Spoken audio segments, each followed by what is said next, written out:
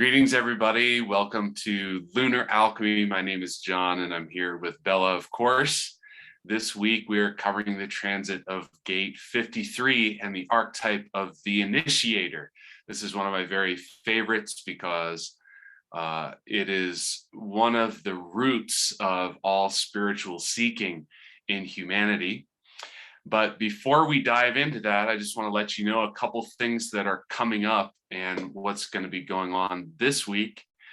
On Wednesday, the 13th, is going to be a full moon in the transit through gate 62 with the scientist. So Bella and I are going to host an open full lunar alchemy session, including transmission, for anyone who desires to attend and experience the quantum energetic experience of our transit connection to the elements of our body, as each transmission is connected to a specific element, one of the four anyways, that makes our physical bodies up. So that's happening on Wednesday at 4 p.m. Eastern and will last for approximately 1 hour. So a little bit shorter than our regular full sessions, but anybody who wants that transmission can experience that. And then we'll be back next Monday at our regular time. We're going to jump the gun on Gene Key 56 and the comedian for that session so that we can stay in line, but it's only by a couple of hours. So we'll be very, very close and those energies will be present. So here we are in a new transit. Well, I guess we've been in it for a little bit, but since last time we met, and the initiator is here bringing new beginnings. Bella, what's new? I can feel the feminine energy of it. It is the mountain archetype or the mountain element together with a wind element. And it feels more feminine than the programming partner, which is the 54. So 53 and 54 are programming partners. They are in the shadow frequency, stuck in that belief that the old power structures are going to take us to the future, are going to take us upwards in society and climbing the ladder.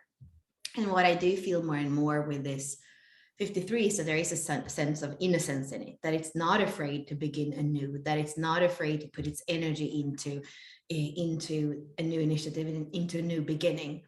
And that immaturity is really when we don't believe that we can expand, and we don't believe in that beautiful superabundance that's there.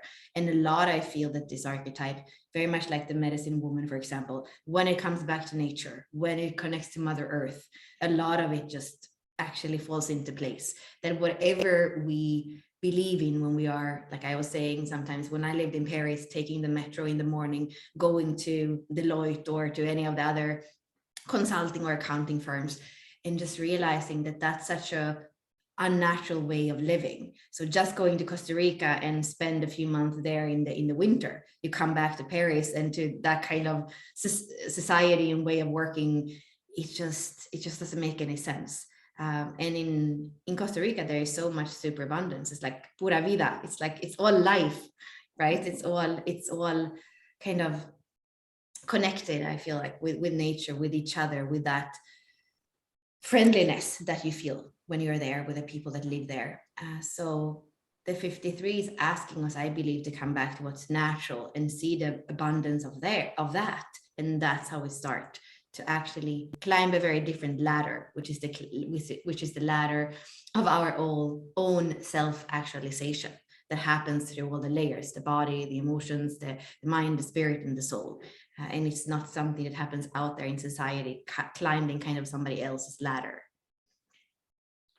That's a wonderful introduction to this energy, and to me, it really suggests how open this field is for so many different perspectives. Of course, Gene Key 53, if you're watching and aren't as familiar, it's the shadow of immaturity leading eventually to the city of superabundance, and the pathway is the gift of expansion. So Bella, what you're talking about in this experience of abundance and connecting to this natural process of life, I feel like is very much at the heart of this gene key.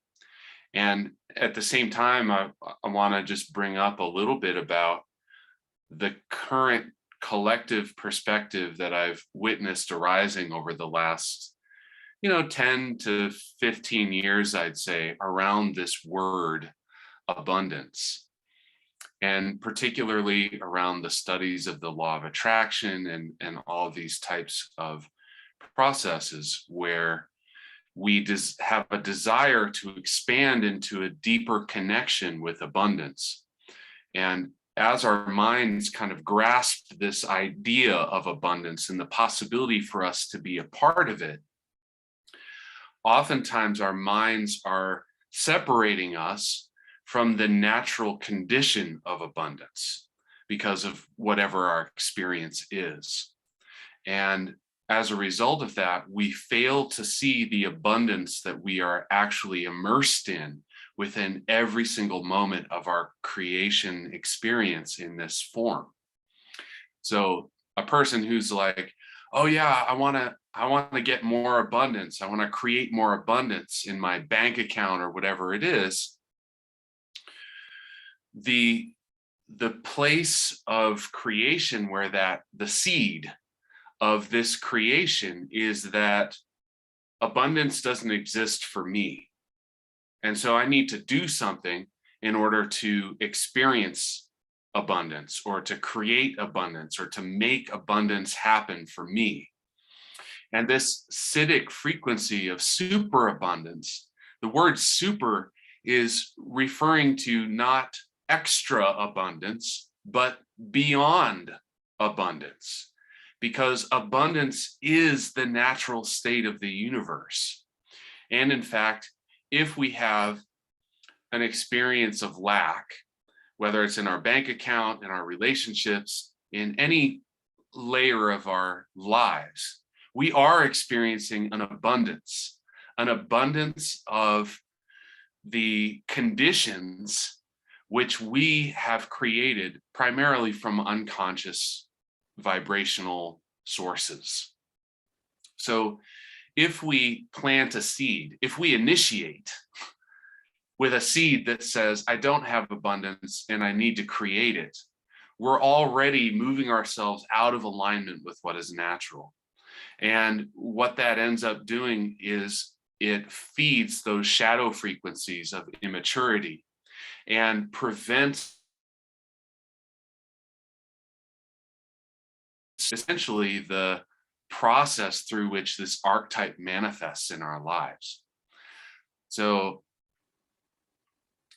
I'm curious, Bella, about your perspective on all of that, maybe in terms of how you kind of started with your introduction in this sort of feminine quality and the elements, and or any other topic that you feel is coming into your field.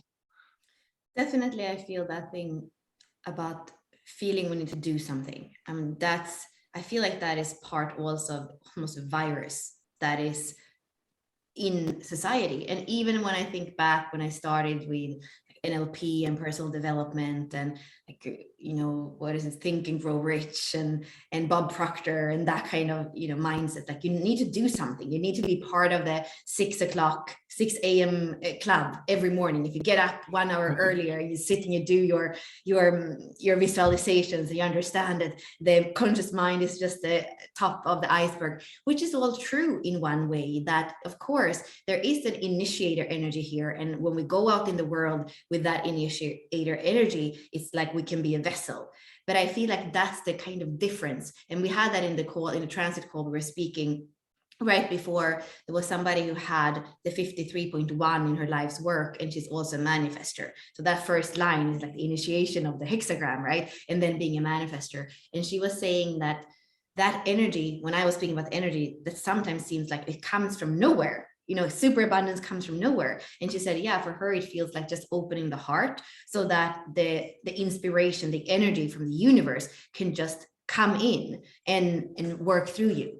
And I feel like yeah, that is a very important image, because when we say we need to do something, we need to kind of mobilize the energy from somewhere so that we can act in the world. It feels like this 53 says, no, it's much more about becoming a vessel for the natural starts and endings that are there. And it seems like here, because we are differentiating between kind of 64 different ways of moving energy, here in the 53, it is the beginning of the cycle that naturally happens as we're opening up. And then we know in the harmonic gate in the 42, there's the closing of the cycle. There's no preference for what's good or bad, but this archetype comes with that kind of energy. But again, it's not this addiction to doing something so that we can shift into expansion and abundance and money. It's a like you say, more feminine way of opening up more than going out in the world and doing. Yeah, it's I love that you brought in this paradox that is at the heart of the acidic frequency of this gene key. Like if we consider this idea of being an initiator by becoming a more open vessel, rather than by focusing more in a masculine, expansive way, ironically, expansion manifests. And, that's where I think studying the gene keys can be and contemplating each of these gene keys as we go around the entire wheel is so beneficial, because it brings into our awareness, it brings to our minds this concept that the way our mind perceives reality doesn't include the wholeness of the way that it actually functions. And once we begin this contemplation, now we become aware of the paradoxical nature of how reality works, and therefore also how our own energy works, which is in a form of a paradox, and describes so much of the wisdom that we're connecting with. Ideas like, in order to receive, you must first give. From a certain perspective, this is a paradox. Well, I'm not receiving anything if I'm giving everything away. And this is such an important stage of the collective human evolution as we're moving from this. I don't know how well this fits into the design model from human design, but I see human consciousness as primarily focused and functioning through 3 stages: physical, emotional, and mental stages. And we're about to have this transformation into a solar plexus where we move beyond the processing of the brain to experience a completely different way of perceiving reality and perceiving our role in this reality as powerful creators. And in order to do that, our minds have got to come to grips with the paradox of reality, which maybe I'm just projecting here, but I have a feeling that when the raves or the solar plexus centered consciousness will have absolutely no challenge in holding paradox. And what that brings me to, Bella, about what you brought up was this movement of cycles of beginnings and endings. And I know you quickly referenced the 42 in reference to the endings. And I'm wondering if there's something in this 53 energy that gives us a sense of the new beginnings that can also give us a sense of a different perspective on the endings of cycles, so that our process of initiating new beginnings doesn't lead to the lack of completion of any expansive possibility, so that we never actually end up expanding. I feel like that's a powerful trap that we can come into as we're exploring, as we're doing our experiments.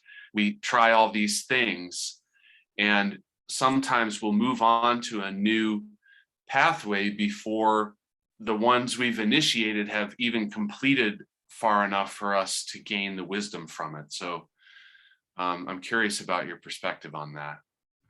Yeah, I do feel that when we look at the format energies in human design, which is all the gates, channels that go between the root and the sacral, that sometimes in human design, the simplification in the explanation of them is a little bit, just leaves room for kind of more, because here in human design, sometimes we see like, oh, we have this beginning energy, and it's an archetype that's not really interested in finishing.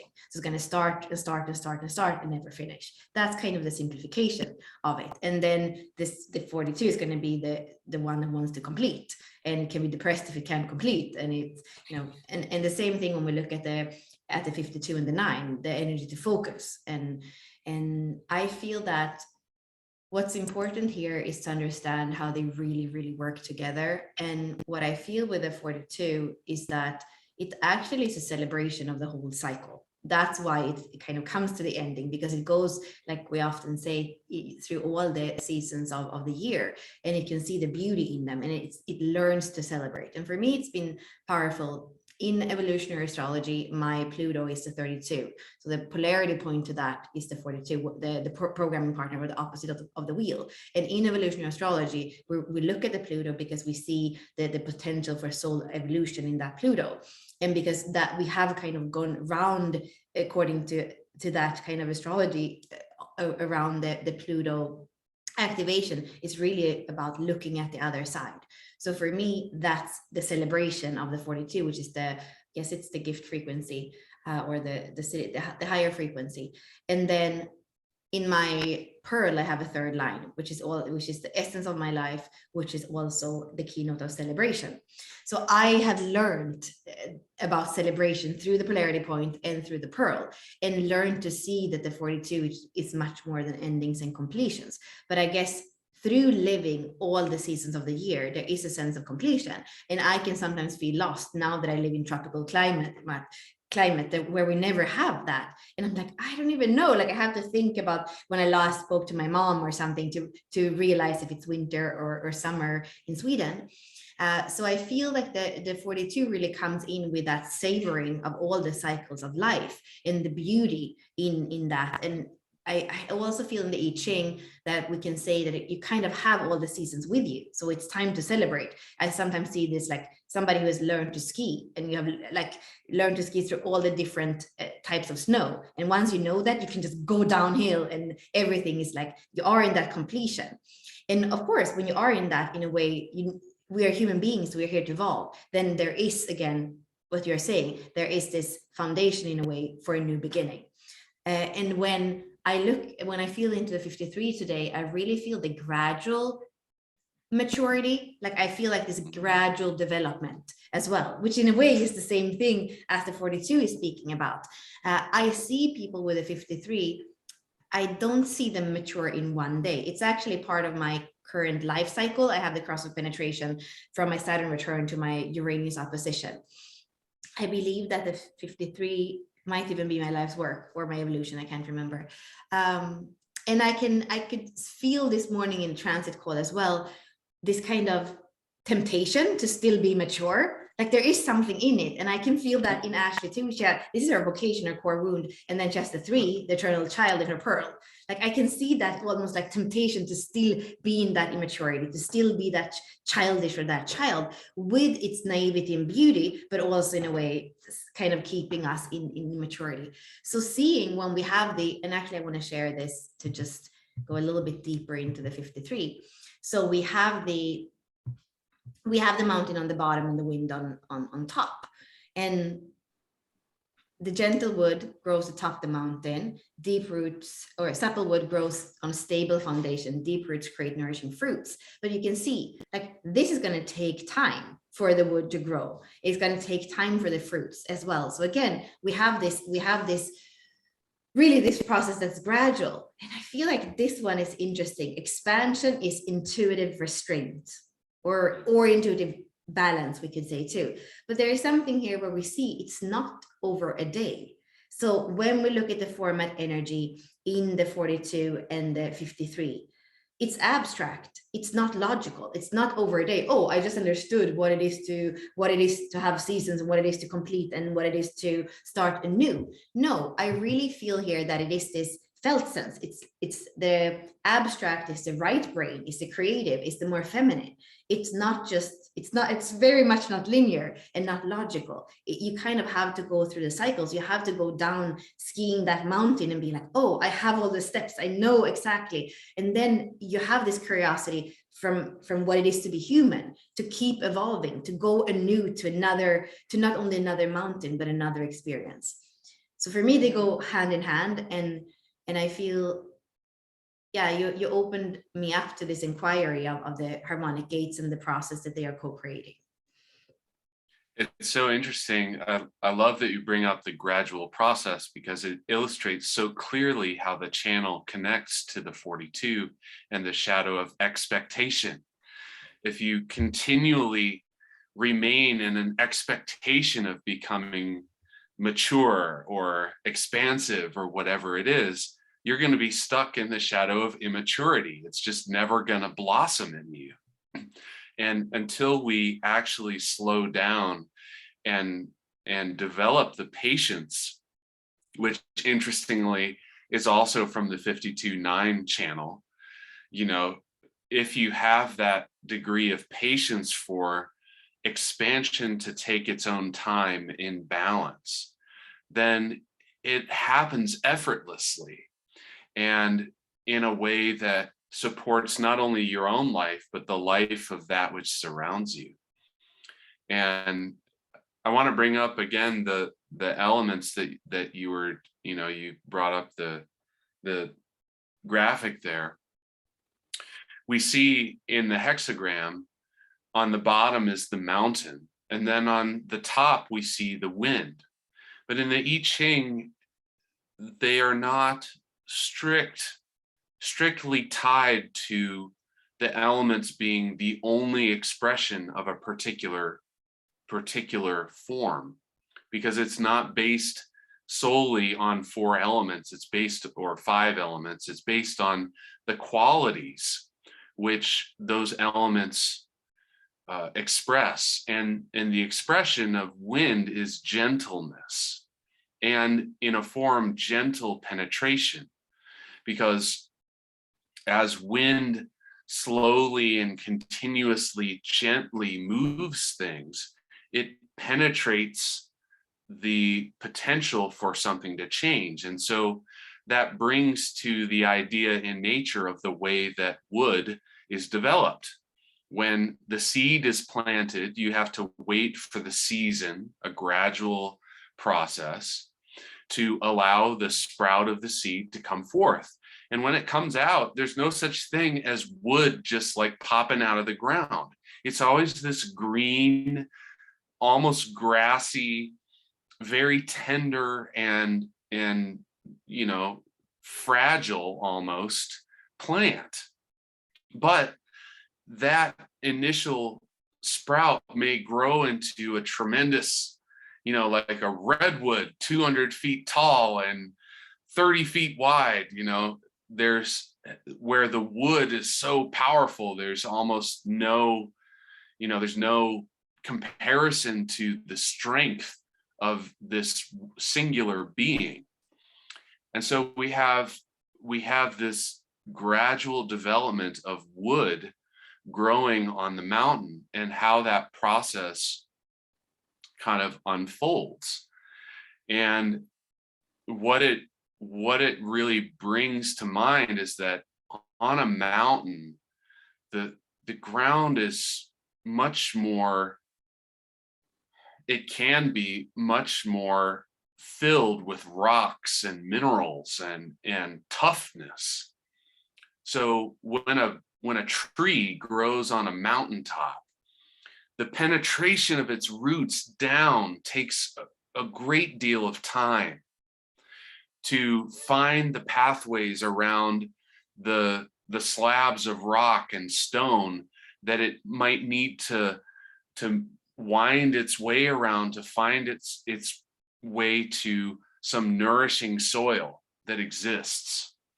And when a tree is allowed, when it has this process of going all the way through this gradual penetration into the mountainside, it can become an extraordinarily long-lived tree because the roots have expanded so deeply into the mountain, which is the stable foundation. The mountain is this tremendous stable foundation. It's not going to move very much.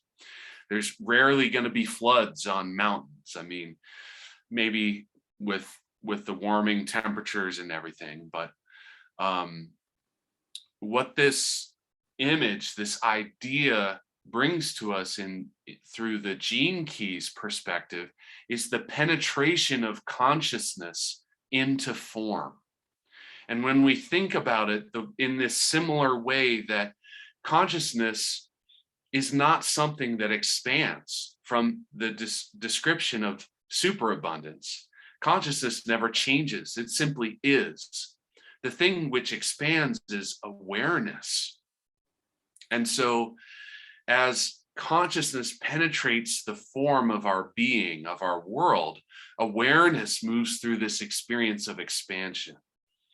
And when we look at understanding those acidic frequencies, we can understand these things like stillness and clarity.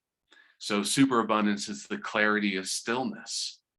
So beyond abundance, beyond the abundance of the expansiveness of awareness throughout our entire cosmos and universe, there is the clarity of stillness and no movement. That brings us into this whole concept of like galactic or even universal breaths of expansion and coming back down.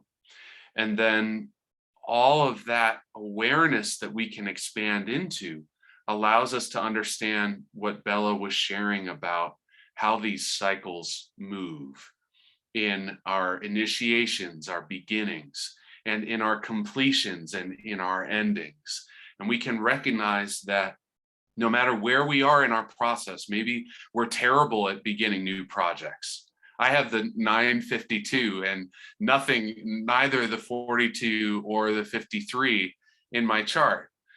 So sometimes I can be extraordinarily stubborn about starting a new thing until like the timing is, I have the 515 until I'm like, my rhythm has to be perfect before I start a new thing, you know?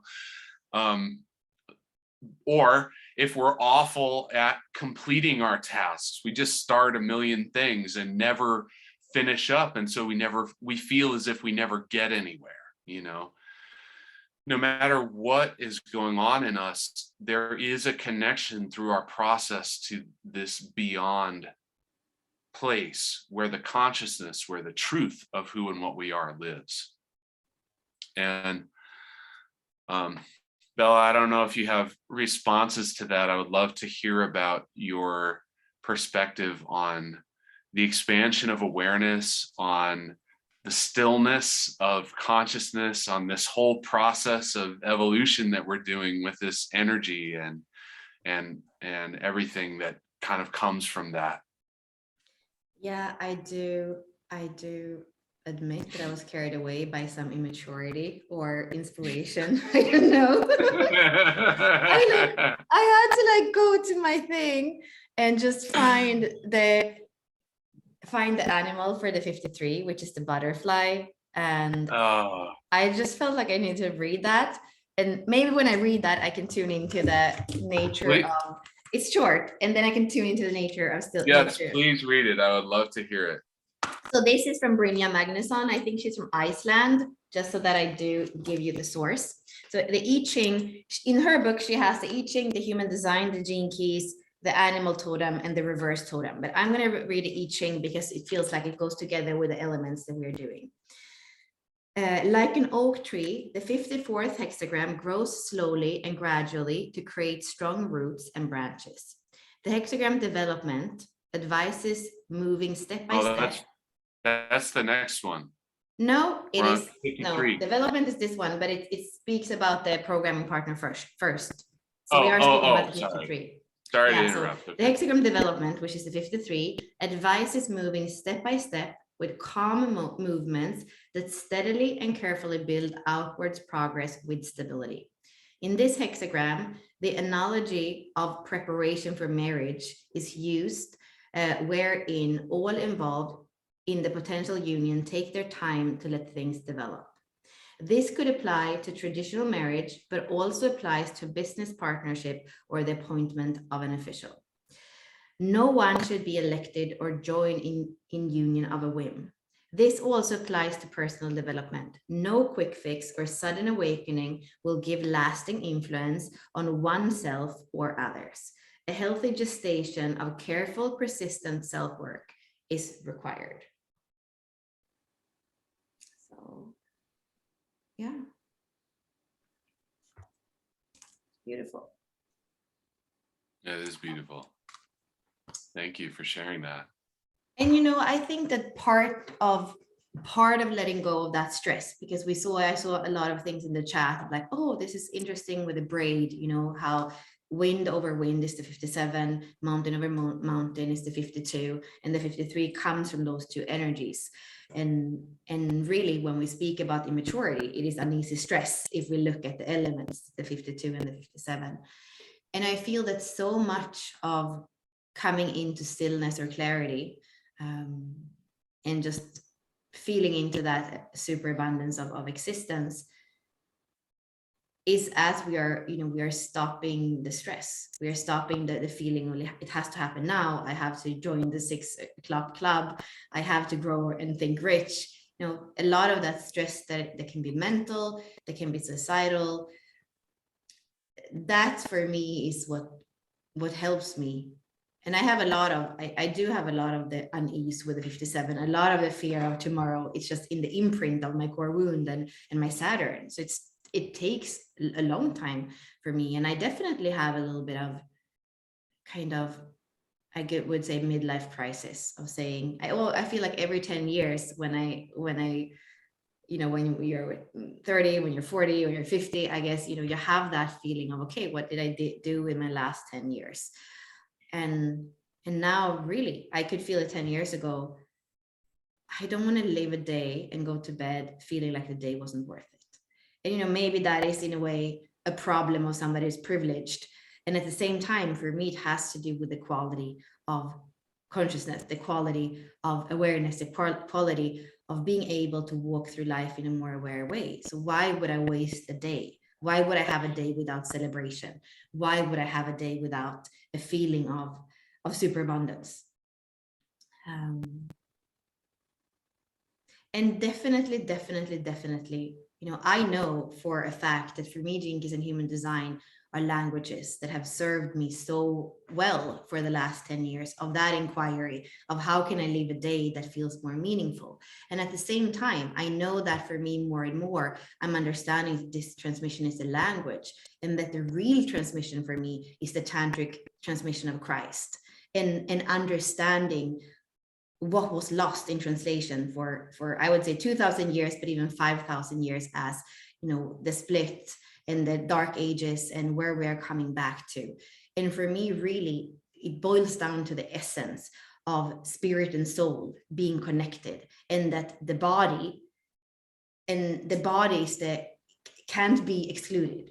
And whatever we have interpreted through the Christian writings for the last 2,000 years and the ways that we have cut off,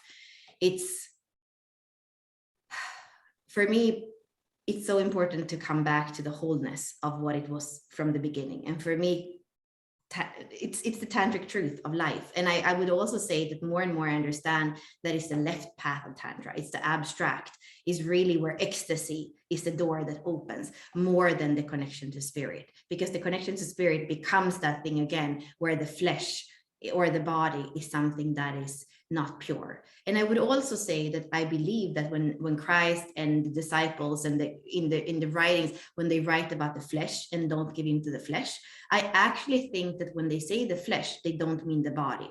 They mean all the parts of us, in the mind, in the emotions, in the body, all the parts of us that have attachment. That's the flesh. So don't give in to those unfree parts of yourself. It's not don't give in to the temple. You know, Christ was saying that it's about going into the temple. And when the masculine and the feminine joins, or when the feminine becomes masculine the other way around, it's all about sacred union. And that also includes the body. And I feel that it's important for me to not stay in the immaturity of using the language of this transmission, human design and gene keys, to bypass the truth of what my real, message in a way is here, that what I'm here to convey. And I can see that would be my immaturity right now, to continue in something that I haven't used the word expert, and I wouldn't do it, but where I am put in a way on a pedestal on that 54, 53 thing. I climbed the ladder and I'm now proficient in these languages, and I could speak for the rest of my life with all the people that are joining this transmission right now and want to understand their chart and this and that. It would be so easy to stay on that kind of ladder or pedestal and not go further. And it's important for me to come back to the truth of what I'm here to convey, and always evolving gradually in the way that I can convey that with more clarity. And I know if I would say this again, I would choose different words. I would simplify, I would make it more clear. I would translate with my 62 in a way so that it made more sense. But even the fact that I had the courage to try to say this, that I didn't know what I was going to say, kind of shows that spark of the 53 that says, I know I'm here to expand. I know that I'm here to try something new that I haven't tried before. And I trust the world and the superabundance to hold me in this container that I have created with you guys here. Thank you for that, Bella. I always trust your unknowing of where you're headed, because it always leads us into these like perfect circular forms of wholeness. And what you brought up about bringing the soul and the spirit and the body together, when we look at this circle, if it brings us to the heart of lunar alchemy. Alchemy is discovering the whole through the trinity of the soul, the spirit, and the body, and bringing it through the four corners of the experience that we have in this world. And as we look at this process, as we're having these discussions, the way in which the perspectives kind of weave together and open up new pathways for exploration. These new pathways are like initiations from the 53. And as we do that, we get to kind of expand by absorbing those initiations and by contemplating them. And as that's happening in our bodies, we're bringing more and more of that spark of life that we are into expression, into awareness, and therefore into expansion. And that truly is the movement of life into awareness. And I can't imagine a more powerful way for this process to kind of unfold. So we did have a question. Bella, would you mind showing the book or typing in the chat the author and the title so that people are aware of it, that you shared? This book, right? Yes. Yes. Yes. The animal totem and I Ching. Maybe just type the author's name in the chat. And while we're talking about lunar alchemy, of course, on Wednesday with the full moon session that we're going to be hosting is an opportunity for you to explore the potential of the gradual expansion that Bella was talking about. And one of the ways that lunar alchemy is the most powerful is over time.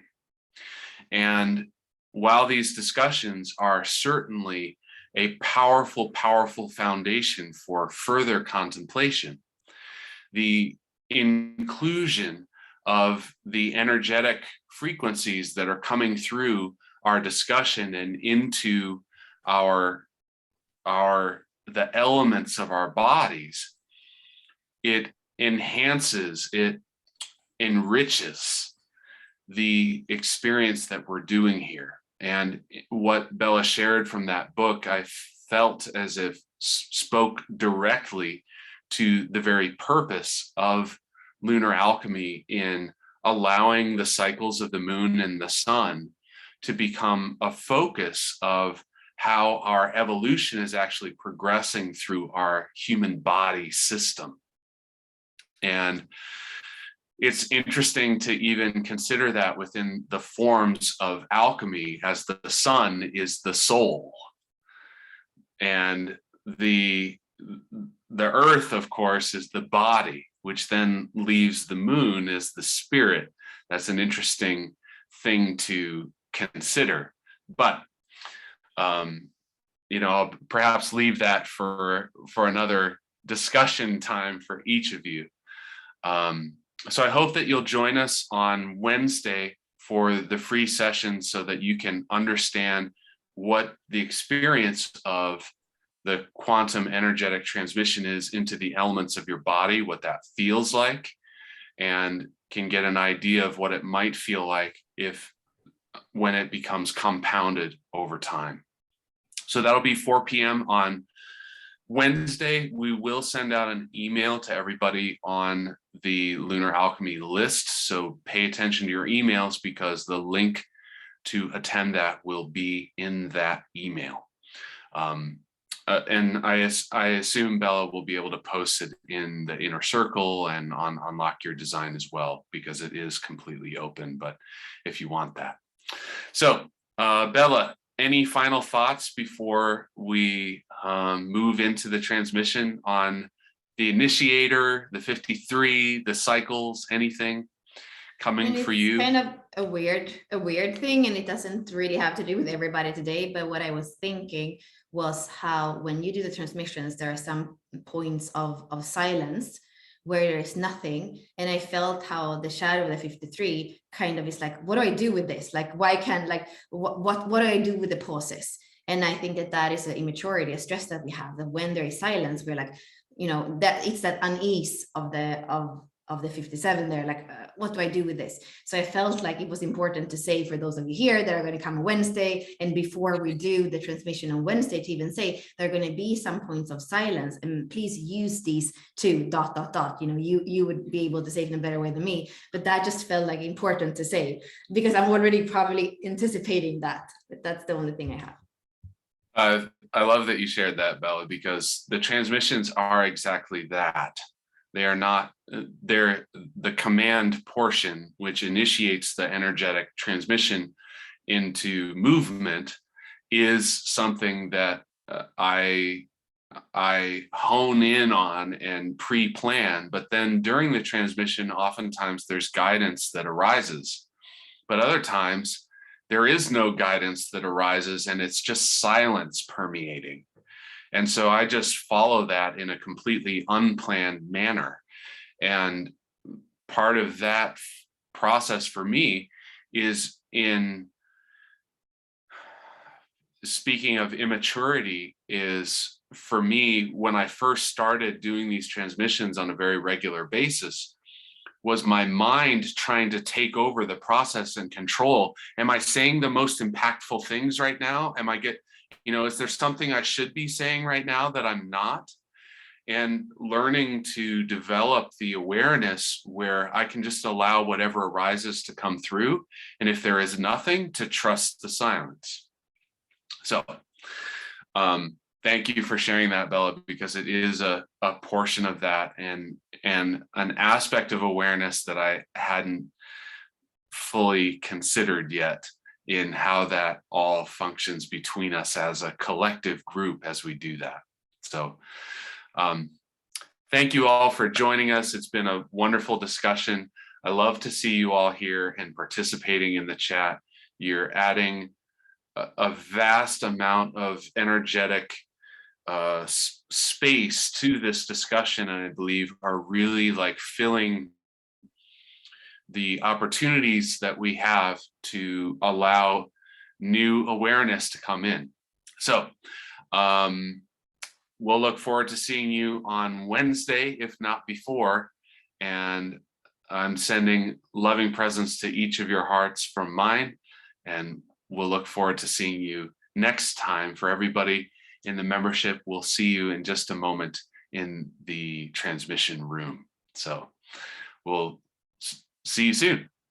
Bye-bye for now.